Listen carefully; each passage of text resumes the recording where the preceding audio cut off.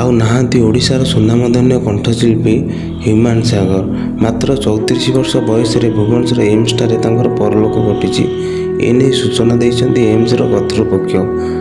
Liver ଜନିତ ରୋଗରେ ହ୍ୟୁମାନ ସାଗର ପୀଡ଼ିତ ଥିଲେ। ଓଡ଼ିଶାର ସୁନାମଧନ୍ୟ କଣ୍ଠଶିଳ୍ପୀ ହ୍ୟୁମାନ ସାଗର ଅନେକ ଗୁଡ଼ିଏ ଚଳଚ୍ଚିତ୍ର ଆଲବମରେ ଗୀତ ଗାଇ ସୁନାମ ଅର୍ଜନ କରିଥିଲେ ଏବଂ ଓଡ଼ିଶାର ଯୁବପିଢ଼ିଙ୍କ ମନପସନ୍ଦର ଗାୟକ ମଧ୍ୟ ବନିଥିଲେ।